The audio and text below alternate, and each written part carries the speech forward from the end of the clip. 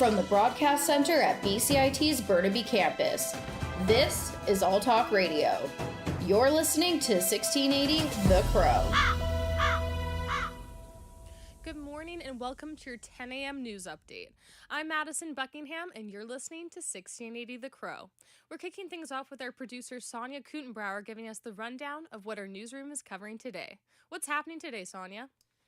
Well, Maddie, good morning. Here's what our reporters are looking at this morning. Here's what they're chasing. Our reporter Tony is going to be looking at ticket sales for the first Vancouver Canucks game of the season. How are ticket sales going to be projected over this upcoming season? Brooke, our reporter Brooke, will be looking at what is new with Spider Season, so be sure to listen for that. She'll be doing a live hit at 2 p.m. And Ben is looking at a 32% increase in unhoused people in the greater Vancouver area. So he'll be speaking with local community organizations, and you can hear from him at 11 a.m. Oogie is doing a new episode of For the Record, so she'll be looking at female imposter syndrome.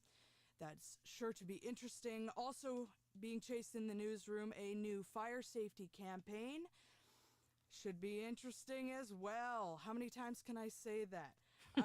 Maddie, why don't you tell us what's going on in the world today? Alrighty, thank you. So we'll just get right into the Ukraine-Hamas update for us today. Death tolls of the Israel-Hamas war have escalated to at least 2,100. 2 Canadians have been confirmed dead and 1 presumed dead. 14 Americans also joined the casualties. Many North Americans are unaccounted for. The U.S. is saying that at least 20 American citizens are missing, and officials are trying to identify if this is a hostage situation. The White House is looking into a rescue mission. Reporter Louis Martinez informs us of the challenges that will come with an operation like this. Rescue operations in Gaza are going to be very complicated, very difficult, just given the logistics of the scenario in there. It's a very densely populated area, heavily armed, and it's going to be very risky, even if the intelligence is spot on. Israel says that Hamas and other militant groups in Gaza are holding roughly 100 people hostage. Canada is looking into airlifting Canadians from Tel Aviv this week, according to Foreign Affairs Minister Melanie Joly. In the province today, a wildlife biologist says that the grizzly bear situation in BC is in crisis mode. Wayne McCrory is seeking support for grizzly bear habitat protection, saying that they are becoming endangered. He has signed a letter along with 50 other scientists, advocates, and conservation groups to ask the government to minimize the threat. The letter requests that limitations be put on logging, road building, and other industrial activities. McCrory believes the decline in the grizzly bear population is reflective of climate change and that action needs to be taken. More from the province. According to Stats Can, Vancouver is identified as one of the loneliest cities in Canada. Our reporter Anthony Atanasov has more on what factors contribute to this statistic and ultimately what can be done about it. Vancouver might be one of the loneliest cities in Canada, according to a survey from Stats Can, although it's more of a big city problem than a Vancouver-specific problem. Jim Dyers, the first director of the Department for Neighborhoods in Seattle, outlines how the design of infrastructure affects how people meet and interact. I think it's in a large city, it can be a little more difficult. You tend to get many more new citizens in the city who don't have those connections yet. They're new. It's hard to break into community. I think some of it is the way our cities are designed. Dyer's fundamental remedy to this problem is to create what he calls bumping places, or areas where people have a chance of seeing each other again. This can range from providing gathering spaces on each floor of a high-rise where people can communicate, to advocacy and cultural groups around the neighborhood. For a society to tackle loneliness, it needs more bumping places. This is Anthony Atanesov with 1680 The Crow. Quick update on the Ukraine war. Ukrainian President Volodymyr Zelensky has made a trip to Brussels to visit NATO headquarters. He spoke today with, alongside Secretary Lloyd Austin, about what they need for the winter. Next Monday will mark the 600th day of our resistance to Russia's full-scale aggression against our people. This has been your news to 10:05 a.m. Thanks for tuning in. We'll be back at 10:30 with an update. Stay tuned for more on BCIT's 1680 The Crow.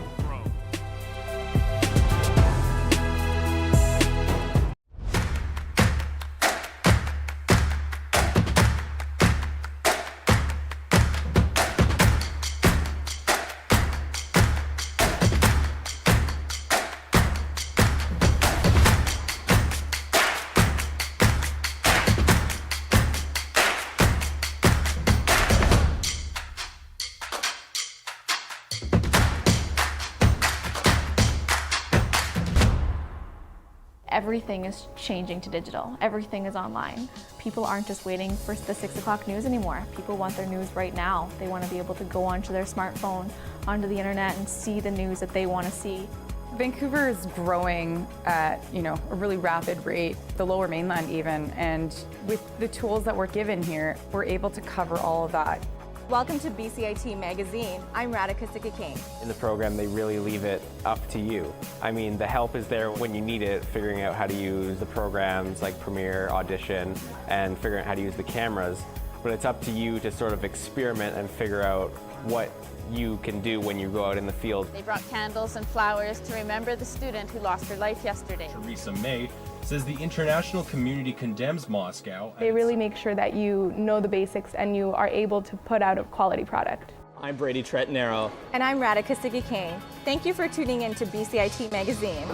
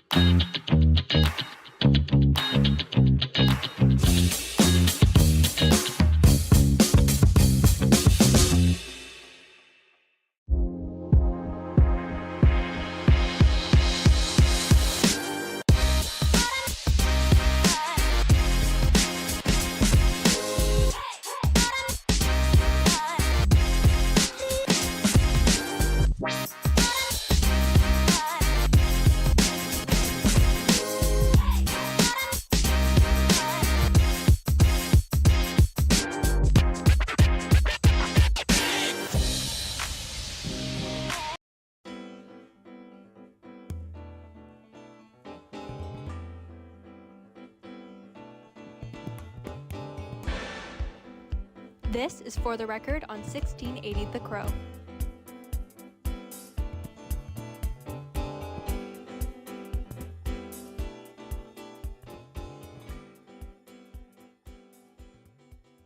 The grieving process is something that everyone will go through at least once in their lives.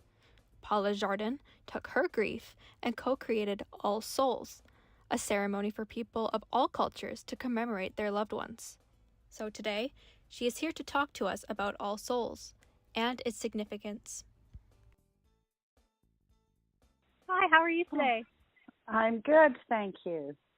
Okay. How did the All Souls event, how did it come about? Well, it came about for both of myself and the artist who my dad died and her grandmother died, and we were both really struck by just how little was available for people who aren't in a strong religious community or have a strong cultural, we've just felt a kind of obligation as artists to bring more to what was on offer for people in grieving and remembering our dead. And we did a research project and visited a number of artists in England who were doing work around death and funerals. And it was really the manager at Mountain View Cemetery who brought it about. We went there to talk about doing some kind of show of artist-made caskets and burial shrouds. And by the end of the conversation, we decided really what the cemetery needed was some kind of sacred event to keep it safe during Halloween, because that's when a lot of teenage shenanigans would take place. And, markers would get tipped over and stuff. And so the project for ourselves was a kind of reclaiming of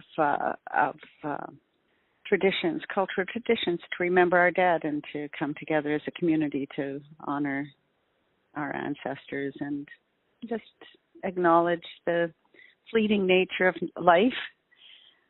So a lot of it for us is a sense of reclaiming traditions that weren't given to us necessarily because all of our families, except our Indigenous friends, are immigrants, and for many of us, our ancestors left those behind in an effort to fit in here, and consequently, we felt kind of abandoned culturally. So we've been reclaiming it just by doing it. Just like I know that my Polish ancestors would light candles in a graveyard at this time of year, so I started that way with Parade of Lost Souls, actually, down on Commercial Drive, because I used to be the artistic director of a company called Public Dreams, and we did Parade of the Lost Souls grounded in a shrine to our ancestors. And so I guess I've been working from the outside in, like, to learn about these traditions just by doing them. That's a really beautiful story. You kind of mentioned, like, your ancestors in Poland and the Indigenous people around you, and like there's things like Day of the Dead and Hispanic cultures. Is there any other cultures or celebrations that you had in mind when you started this, or that you see when people come? Well, we certainly didn't have too much in mind when we started. But yes, it's been influenced quite a bit by all the things that people have brought to it. Walter Kwan, who was an officer with BC Arts Council for years, has been volunteering since the beginning with bringing his family traditions, Chinese Hawaiian traditions, and burning joss paper and showing people how his family did it. And all of the kind of casual story exchanges that happen around the shrines when people gather is part of what makes it so wonderful for me, like, because I've learned, for instance, that there's no like pan-cultural Chinese tradition in the same way that our families all celebrate Christmas in a different way. Like, so listening to people say, "Oh, in our family we would do it this way," and Walter saying how his family does it. That kind of exchange has been a really wonderful surprise of it all, like the sharing that goes on. We have a number of First Nations friends too who've shown us good ways to acknowledge the dead and to pray, and so we do offer opportunities for people to do personal ceremony, and we have a red dress tree acknowledging the murdered and missing Indigenous girls and women, and just different. One of the things that always would happen with Walter is Zelia, the Ukrainian women's choir, would sing at the Chinese shrine, and just mixing it up in that way.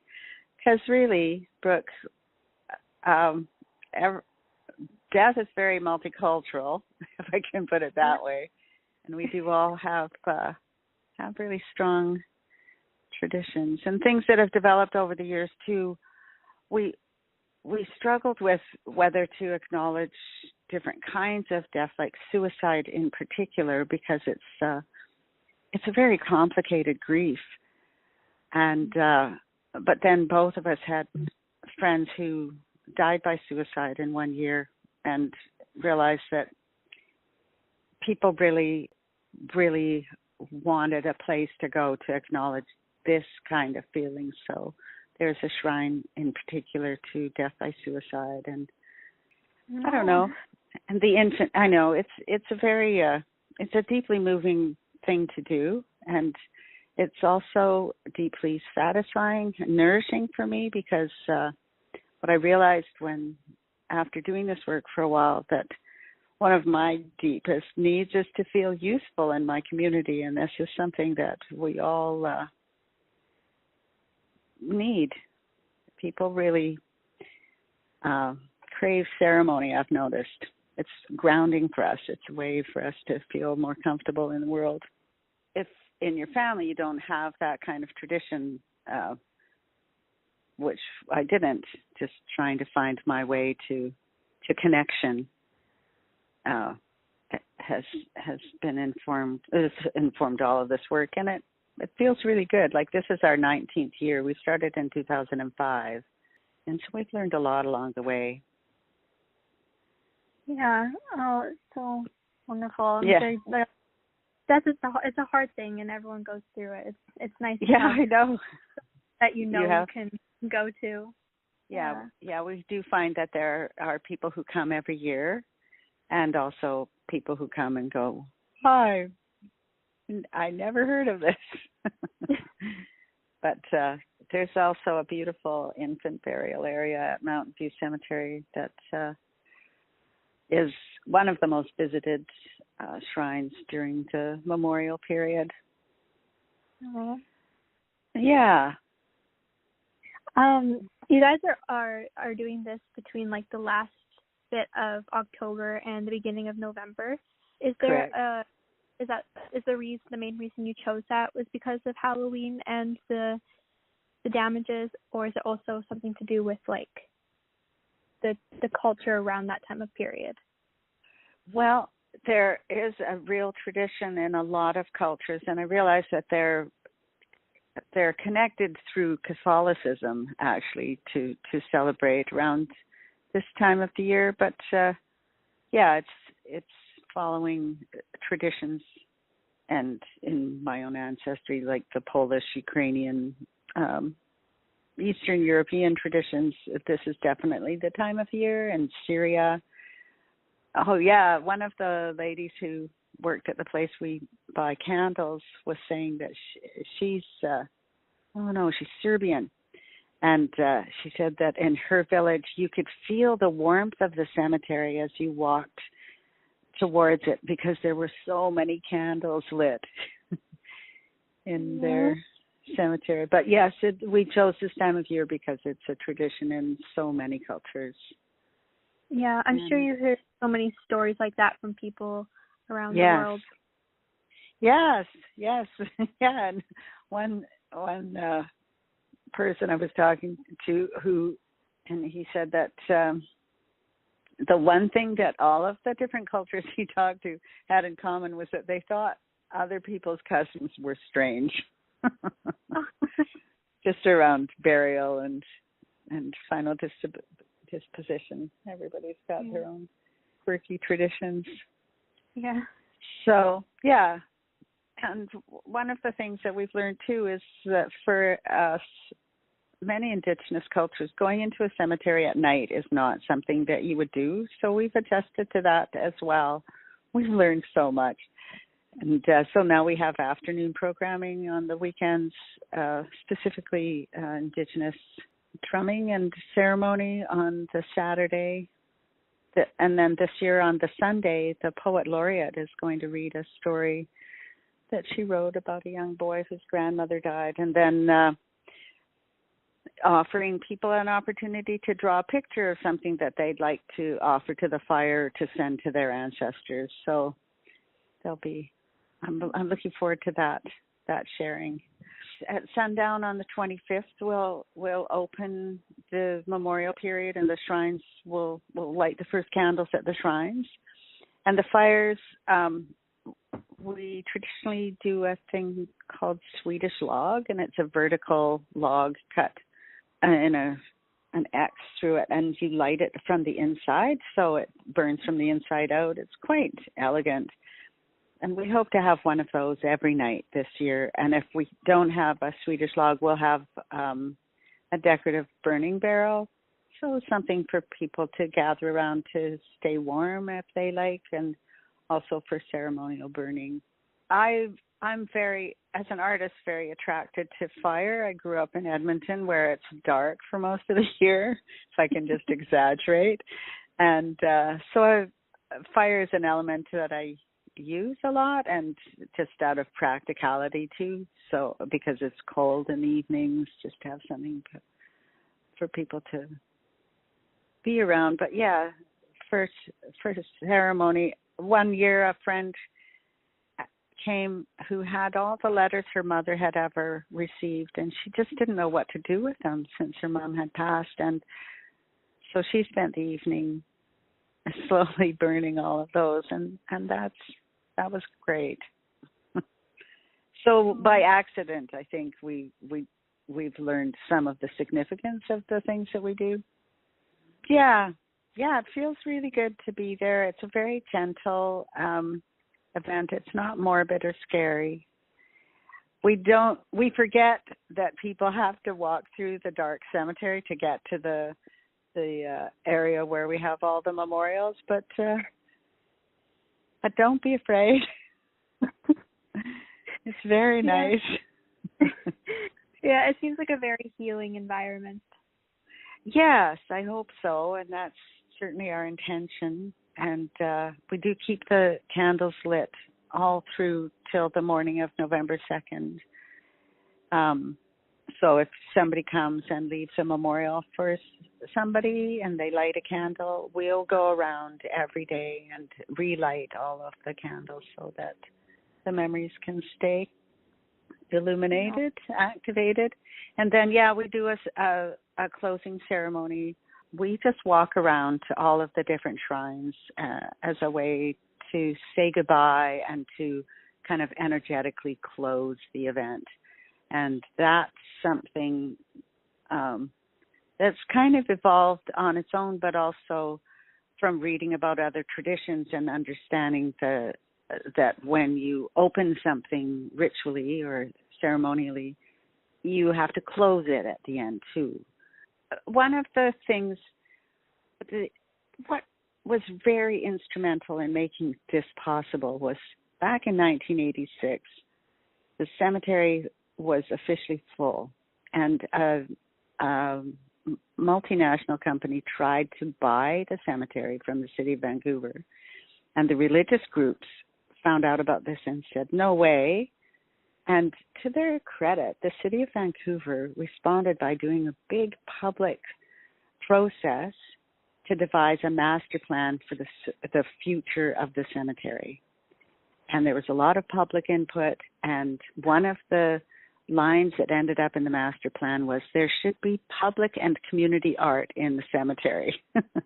So written in there, and good for the manager for really responding to that. They're very art friendly there. They really encourage other ways for people to interact with the cemetery because they recognize it as a community space and a community amenity. So that's a good thing for people to know. Yeah, totally. All right. I just really would like to encourage people to come if they feel the need. It's not for everyone. I don't have to say that. It is for everyone because we're all going to die. But, exactly. Okay. Bye-bye. Bye for now.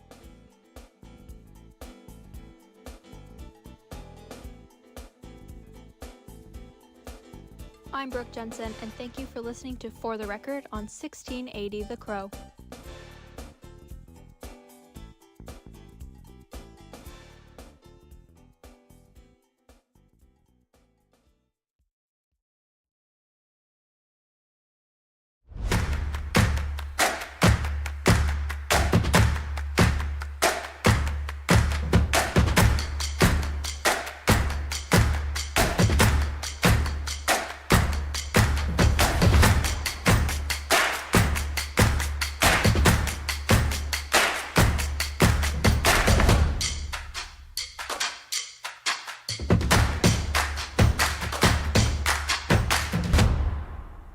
Everything is changing to digital. Everything is online. People aren't just waiting for the 6 o'clock news anymore. People want their news right now. They want to be able to go onto their smartphone, onto the internet, and see the news that they want to see. Vancouver is growing at, a really rapid rate, the Lower Mainland even, and with the tools that we're given here, we're able to cover all of that. Welcome to BCIT Magazine. I'm Radhika Sikakane. In the program, they really leave it up to you. I mean, the help is there when you need it, figuring out how to use the programs like Premiere, Audition, and figuring out how to use the cameras. But it's up to you to sort of experiment and figure out what you can do when you go out in the field. They brought candles and flowers to remember the student who lost her life yesterday. Theresa May says the international community condemns Moscow. They really make sure that you know the basics and you are able to put out a quality product. I'm Brady Tretnero. And I'm Radhika Sikakane. Thank you for tuning in to BCIT Magazine.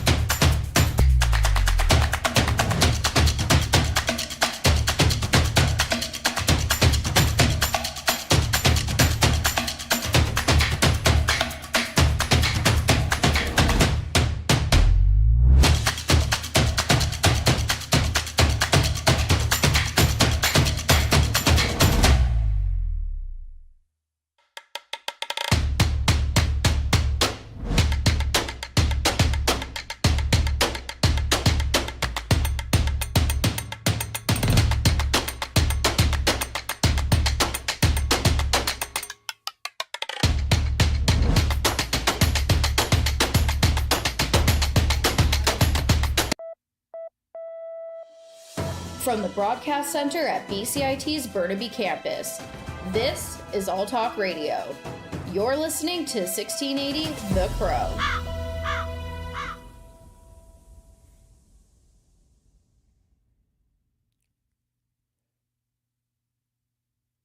Good morning, Burnaby. My name is Chris Koo, and here's your 10:30 a.m. news. The death toll continues to rise in the Middle East. Reporter Tom Rivers digs deeper into the story. Israeli Defense Force spokesman Jonathan Conricus with the latest on his side. 1,200 dead Israelis, the overwhelming majority of them civilians, and more than 2,700 wounded. And sadly, something tells me that these numbers are not the final numbers. On the other side, the Israelis continue to heavily target Gaza from the air, raising the number of dead there. Tom Rivers, ABC News at the Foreign Desk. The U.S. says at least 20 American citizens remain unaccounted for after the Hamas attacks on Israel over the weekend, but it's unclear how many of them are among the dozens of hostages taken. The White House says the U.S. will do everything possible to bring Americans back, but as reporter Luis Martinez from ABC News tells us, there are challenges surrounding any possible rescue operation. Rescue operations in Gaza are going to be very complicated, very difficult, just given the logistics of the scenario in there. It's a very densely populated area, heavily armed, and it's going to be very risky, even if the intelligence is spot on. Israel says Hamas and other militant groups in Gaza hold about 150 soldiers and civilians hostage. Ukrainian President Volodymyr Zelensky has arrived at NATO headquarters in Brussels today for meetings with alliance defense ministers. One of the big reasons is further to extend the support for Ukraine's fight against Russia. Charles de la Desma from the Associated Press reports on this incident. The US is hosting a meeting of the Ukraine Contact Group to seek more weapons and ammunition for the war-ravaged country. NATO allies and partner countries will be waiting to hear precisely what kinds of military equipment Kyiv needs. The 31 allies and Ukraine will take part in the first NATO-Ukraine Council at this level. The forum was formally established in July as part of efforts to bring Kyiv closer to the alliance. It allows NATO and Kyiv to discuss issues of common interest and concern. I'm Charles de la Desma. The deadline has passed for when New Delhi had given Canada until October 10th to withdraw 41 diplomats. The reason for such a number is that India claimed to have only 21 accredited diplomats in Canada, and they wished to make the two diplomatic contingents equal in size. According to the capital of India, failing to do so would mean Canadian officials losing their diplomatic immunity from arrest and prosecution. However, despite an Indian's ultimatum, almost all Canadian diplomats still remain in India today. Since the date it was announced, Canadian officials have refused to answer questions about Canada's intentions or movements of Canadian diplomats. In another news, major grocers in Canada are not yet confirming whether they have committed to special promotions to stabilize grocery prices. The Canadian press has reached out to the grocers Loblaw, Empire, Metro, Walmart, and Costco to confirm what exactly each of them has promised to do so. Metro declined to comment, while Loblaw, Empire, and Costco have not responded to the request. In a written response, a spokeswoman for Walmart Canada says the company shared with the government some plans to continue offering everyday low prices. The federal government gave an ultimatum to grocers in September, saying they should present plans to stabilize grocery prices by Thanksgiving or face potential tax measures as a consequence. A legendary Olympian gymnast is fighting for life. Daria Albinger from ABC News reports. Mary Lou Retton is in the intensive care unit of a Texas hospital where she's being treated for a rare form of pneumonia. Her daughter, McKenna Kelly, says the 55-year-old legendary Olympian is fighting for her life and that she cannot breathe on her own. At the 1984 Games, the then 16-year-old Retton became the first American woman gymnast to win the Olympic all-around title. Kelly started a fundraising campaign to pay for her mother's medical expenses, saying Retton does not have health insurance. Daria Albinger, ABC News. That's everything for the morning news. I'm reporting for Burnaby with 1680 The Crow.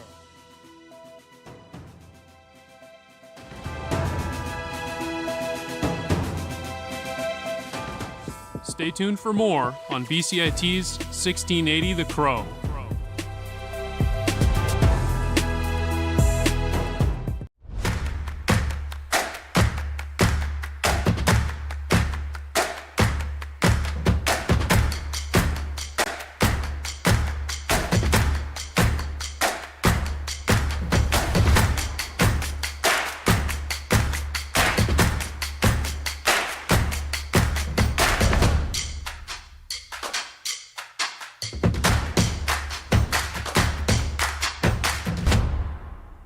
Everything is changing to digital. Everything is online. People aren't just waiting for the 6 o'clock news anymore. People want their news right now. They want to be able to go onto their smartphone, onto the internet, and see the news that they want to see. Vancouver is growing at, a really rapid rate, the Lower Mainland even, and with the tools that we're given here, we're able to cover all of that. Welcome to BCIT Magazine. I'm Radhika Sikki-King. In the program, they really leave it up to you. I mean, the help is there when you need it, figuring out how to use the programs like Premiere, Audition, and figuring out how to use the cameras. But it's up to you to sort of experiment and figure out what you can do when you go out in the field. They brought candles and flowers to remember the student who lost her life yesterday. Theresa May says the international community condemns Moscow. They really make sure that you know the basics and you are able to put out a quality product. I'm Brady Tretnero. And I'm Radhika Sikki-King. Thank you for tuning in to BCIT Magazine.